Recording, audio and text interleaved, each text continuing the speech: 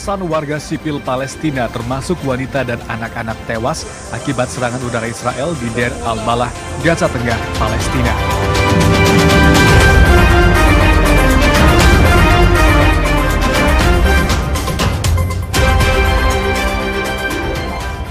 Korea Utara menembakkan rudal balistik ke laut lepas pantai timurnya saat Menteri Luar Negeri Amerika Serikat berkunjung ke Korea Selatan.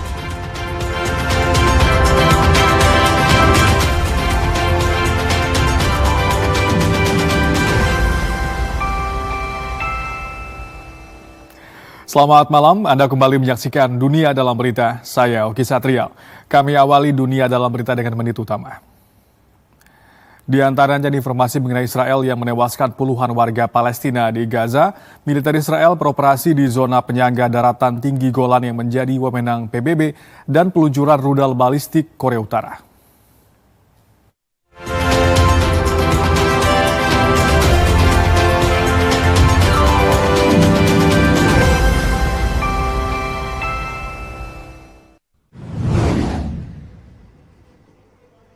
Serangan udara yang dilancarkan militer Israel di Deir al-Balah, Gaza Tengah, Palestina pada Minggu malam menewaskan belasan warga sipil Palestina termasuk anak-anak. Warga Palestina yang berduka hari ini membacakan doa pemakaman bagi para korban di Rumah Sakit Martir Al-Aqsa, Deir al-Balah. Salah seorang warga Palestina, Abu Hazem Isa, menuturkan anak perempuannya terbunuh bersama suami dan cucunya dalam serangan Israel. Para korban sedang tidur di rumah ketika rudal Israel menghantam dan membunuh mereka.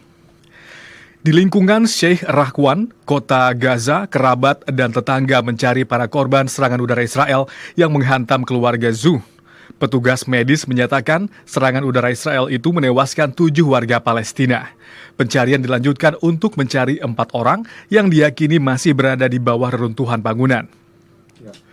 Kementerian Kesehatan Gaza melaporkan total 45.854 warga Palestina tewas dan 109.139 lainnya terluka akibat genosida Israel sejak 7 Oktober 2023. Pasukan Israel melakukan 3 pembunuhan massal di Gaza dalam waktu 24 jam, menewaskan 48 orang dan melukai 75 lainnya.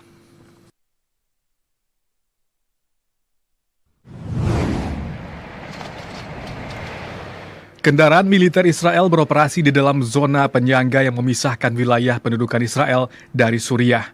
Wilayah tersebut merupakan bagian dari misi operasi pasukan penjaga perdamaian PBB. Dewan Keamanan PBB memperpanjang misi penjaga perdamaian yang sudah berjalan lama di dataran tinggi Golan selama 6 bulan dan menyatakan keprihatinan bahwa aktivitas militer Israel di wilayah tersebut dapat meningkatkan ketegangan. Ketika pemerintahan Presiden Suriah Bashar al-Assad runtuh menjelang akhir tahun lalu, Israel melancarkan serangkaian serangan terhadap infrastruktur militer Suriah. Para pejabat Israel menuduh mantan pemerintahan Bashar al-Assad di Suriah membantu pejuang Lebanon Hizbullah yang menerima senjata dari Iran.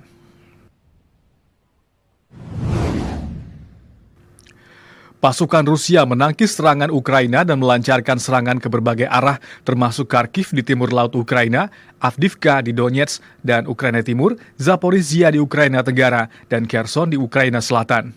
Staf Umum Angkatan Bersenjata Ukraina mengumumkan pasukan Rusia telah memasuki Oblast Sumy di Ukraina untuk mengepung pasukan Ukraina yang beroperasi di wilayah Rusia dari selatan. Kementerian Pertahanan Rusia menyatakan pasukan Rusia secara aktif terlibat di dekat perbatasan Kursk. Pihak Ukraina menyatakan terjadi 106 kali pertempuran.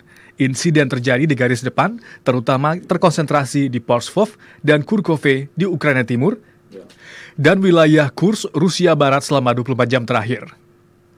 Sementara itu, video yang dirilis di media sosial hari ini menunjukkan tentara Rusia mengibarkan bendera Rusia di kota Kurkove, Donetsk, Ukraina Timur, ketika Rusia mengatakan telah mencapai kemajuan penting di Ukraina Timur. Kementerian Pertahanan Rusia menyatakan pasukannya telah merebut kota Kurkove, 32 km selatan Porshov, pusat logistik Ukraina yang menjadi tujuan pasukan Rusia. Militer Korea Selatan menyatakan Korea Utara menembakkan rudal balistik ke laut lepas pantai timurnya pada hari ini. Penjaga pantai Jepang juga mengatakan Korea Utara menembakkan rudal balistik.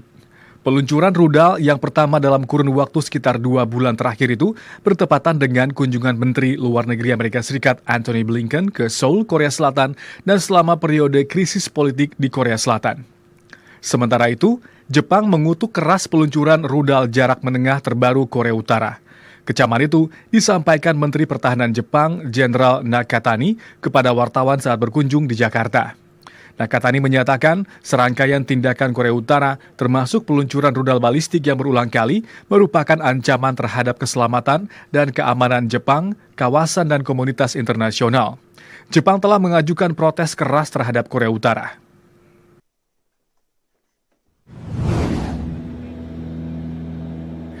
Filipina mengerahkan aset udara dan laut dari militer dan penjaga pantainya di zona ekonomi eksklusifnya di perairan Laut Cina Selatan untuk memantau kapal penjaga pantai terbesar Beijing. Pejabat Filipina menyebut kehadiran kapal tersebut sebagai tindakan intimidasi, pemaksaan, dan agresi Beijing. Berdasarkan video yang dibagikan oleh penjaga pantai Filipina, kapal 5901 sepanjang 165 meter yang disebut oleh Filipina sebagai monster itu berada 65 hingga 70 mil laut di lepas pantai provinsi Zambales. Penjaga pantai Filipina memerintahkan kapal raksasa itu untuk meninggalkan zona ekonomi eksklusif Filipina dan memperingatkan bahwa kapal tersebut tidak memiliki wewenang untuk beroperasi di sana.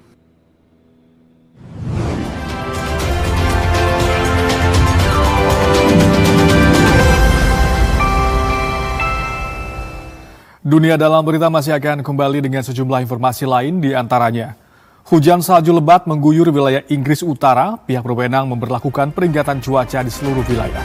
Kami akan kembali dengan informasi selengkapnya.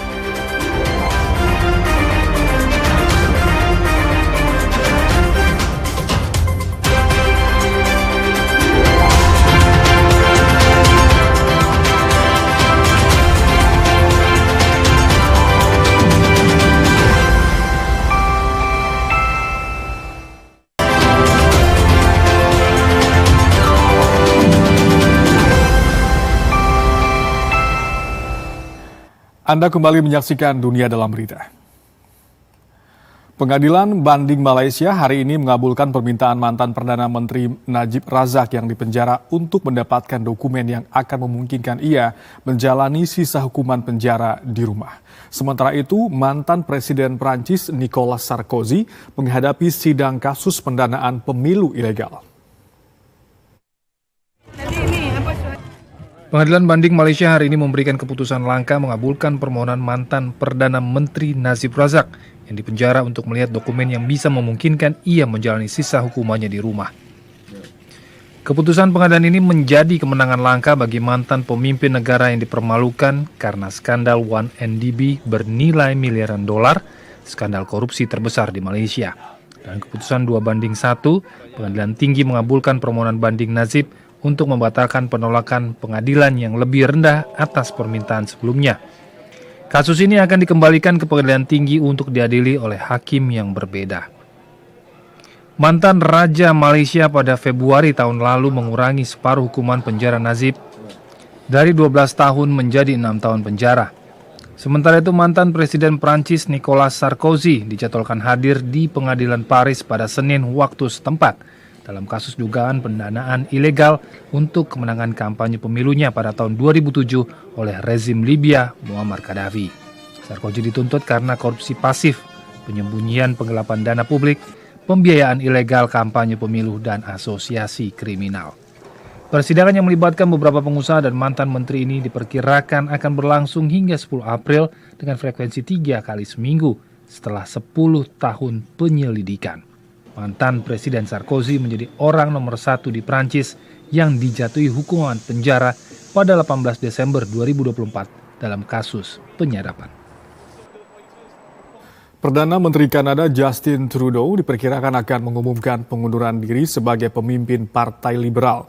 Pengunduran diri Trudeau akan menyebabkan Partai Liberal tidak memiliki ketua tetap pada saat jajak pendapat dan akan kalah telak dari Partai Konservatif.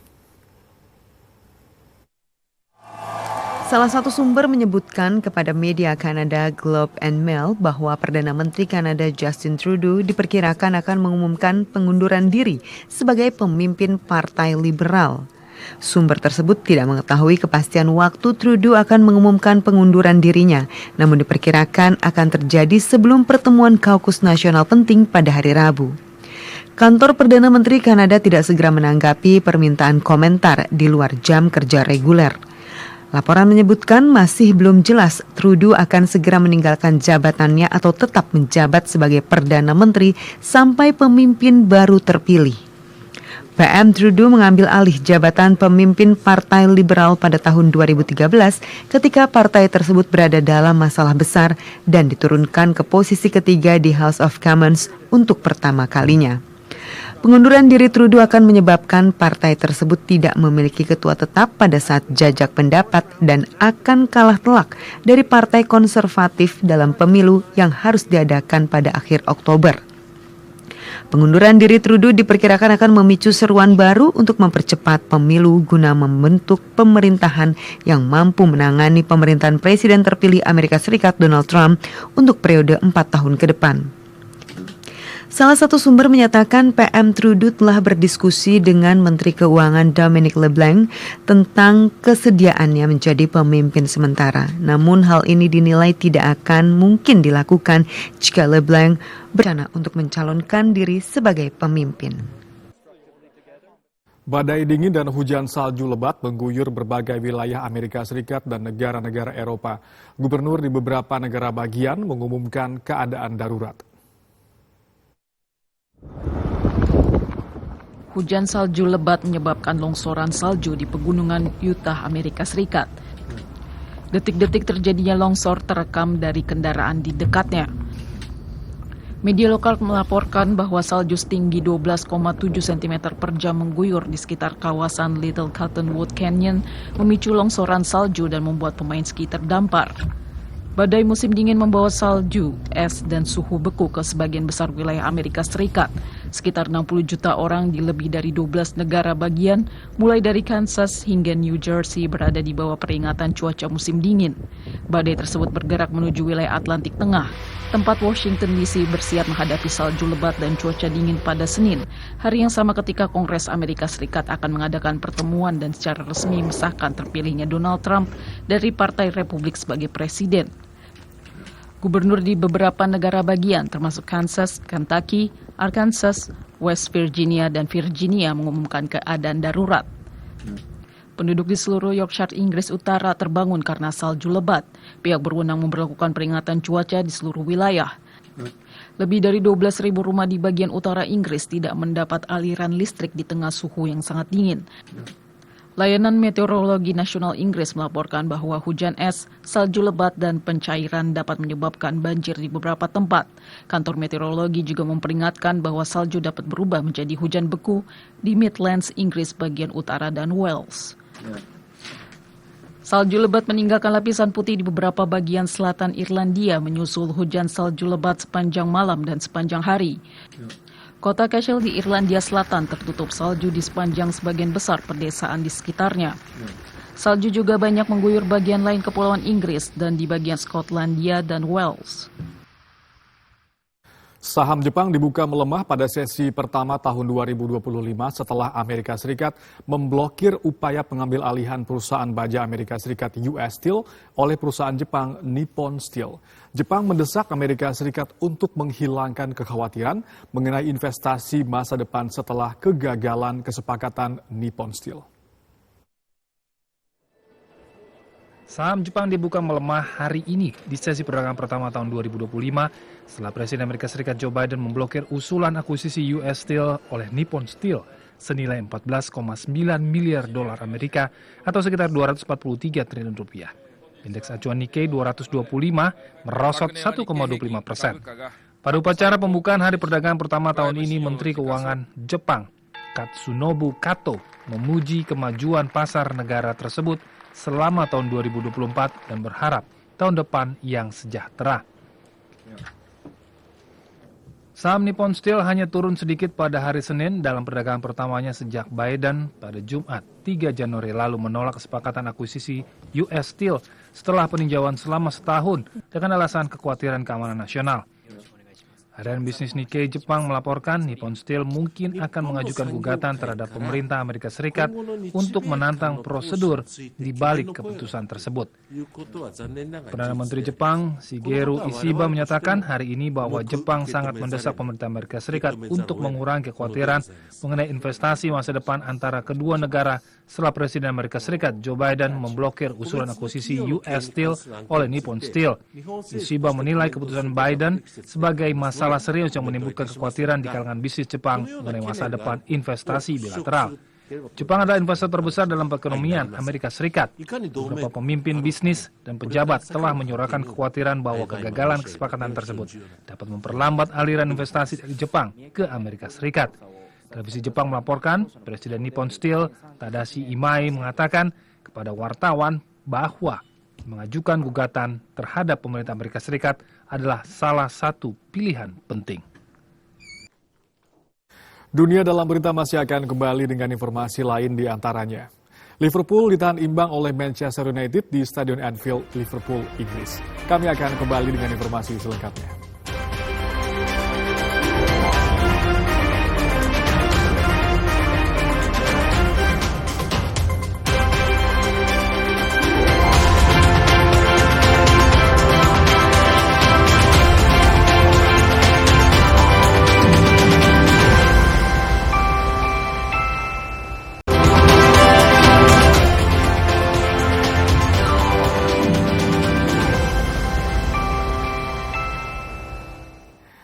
Anda kembali menyaksikan Dunia dalam Berita.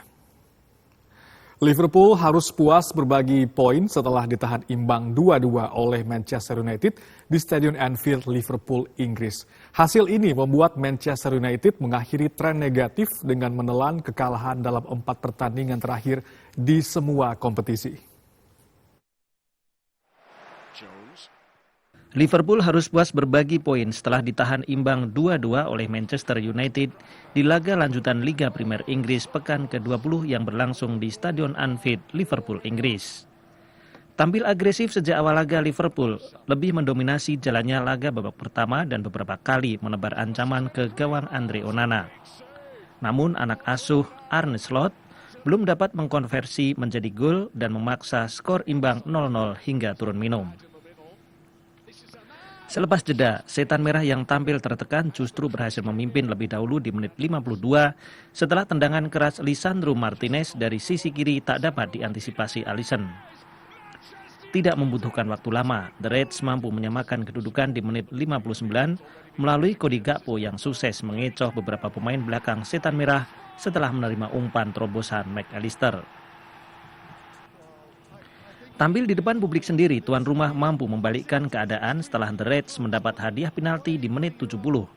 Muhammad Salah yang dipercaya sebagai Al-Guju sukses mengeksekusi penalti yang mengubah skor menjadi 2-1 untuk keunggulan The Reds. Di menit ke-80, Amad Diallo menyelamatkan Setan Merah dari kekalahan setelah tendangan kaki kirinya bersarang di gawang Liverpool yang membuat kedudukan sama kuat 2-2 hingga akhir laga. Hasil imbang membuat Manchester United mengakhiri tren negatif dengan menelan kekalahan dalam 4 pertandingan terakhir di semua kompetisi dan naik ke posisi 13 klasemen sementara Liga Premier Inggris dengan mengoleksi 23 poin. Sementara Liverpool masih kokoh di puncak klasemen sementara Liga Premier Inggris dengan raihan 46 poin. Mobil Ford yang dipacu juara bertahan Rally Dakar Carlos Sainz terbalik di medan bukit gurun pasir Arab Saudi. Pereli veteran asal Spanyol itu berharap meraih kemenangan bersama pabrikan kelima yang berbeda.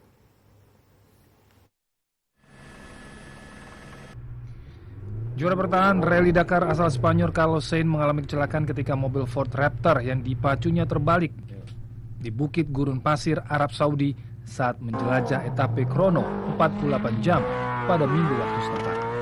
Sainz menghabiskan lebih dari 20 menit dalam keadaan terhenti. Pemenang Rally Dakar 4 kali yang kini berusia 62 tahun itu berharap meraih kemenangan bersama pabrikan kelima yang berbeda. Ia bangkit kembali setelah mengalami kemunduran pada jarak 327 km dari etape 947 km yang dimulai dan berakhir di kota barat daya Bisha. Rally veteran ayah pembalap Formula 1 dengan nama yang sama, Carlos Sainz, mengawali hari balap dengan posisi ke-8 dan berada di urutan ke-15 pada pos pemeriksaan terakhir. Belum diketahui seberapa rusak mobil yang digeber Carlos Sainz. Pada pemberhentian bahan bakar sejauh 413 km, rekan setim Sainz di Ford dan rekan senegaranya Nani Roma menjadi pemimpin balapan di depan Pirelli lokal Yazid Al-Rahji dan juara 5 kali Nasser Al-Attiyah. Rally Dakar yang berlangsung selama 2 minggu seluruhnya digelar di Arab Saudi dan akan berakhir pada 17 Januari di Subaitah. Para inovator teknologi dari seluruh dunia berkumpul di Las Vegas, Amerika Serikat untuk memamerkan dan mencoba gawai serta inovasi terkini menjelang Consumer Electronics Show 2025. Consumer Electronics Show (CES), pameran teknologi terkemuka tahunan, adalah salah satu pertemuan terbesar para produsen, analis, dan pemasok industri teknologi di Amerika Serikat. Pameran ini digelar beberapa hari sebelum pelantikan Presiden terpilih Amerika Serikat Donald Trump yang telah menjanjikan tarif besar terhadap impor dari Kanada, Meksiko, Cina, dan mitra dagang Amerika Serikat lainnya, sehingga memicu kekhawatiran akan meningkatnya biaya bagi dunia usaha dan juga konsumen. Selain tarif, Trump juga berencana untuk mulai membatalkan kebijakan yang bertujuan untuk mendorong penggunaan kendaraan listrik. Salah seorang CEO Asosiasi Industri Teknologi, Gary Shapiro, mengatakan inovasi dan dunia akan menjadi lebih baik jika orang-orang terbaik di dunia diizinkan untuk menciptakan produk dan berdagang satu sama lain. Shapiro menilai hal ini merugikan perusahaan-perusahaan dan pasar saham Amerika, serta akan menimbulkan masa-masa sulit bahkan menakutkan bagi komunitas bisnis dan konsumen Amerika. Shapiro mengungkapkan pada akhirnya Presiden terpilih Donald Trump akan melakukan hal yang benar. CES 2025 berlangsung pada 7 hingga 10 Januari menampilkan produk-produk mulai dari teknologi otomotif baru hingga gawai unik, serta menunjukkan cara-cara baru dalam menggunakan kecerdasan buatan. Robot pendamping bertenaga kecerdasan buatan hingga realitas virtual yang imersif dan teknologi kesehatan terkini ada dalam pameran dagang CES. CEO raksasa chip AI Nvidia, Jensen Huang, mengatakan meskipun kecerdasan buatan masih akan menjadi kata kunci di acara tersebut, namun masalah tarif akan menjadi perhatian utama dalam sesi kebijakan. Sebelum kami akhiri, berikut perakiraan cuaca kota besar mancanegara berlaku mulai esok hari.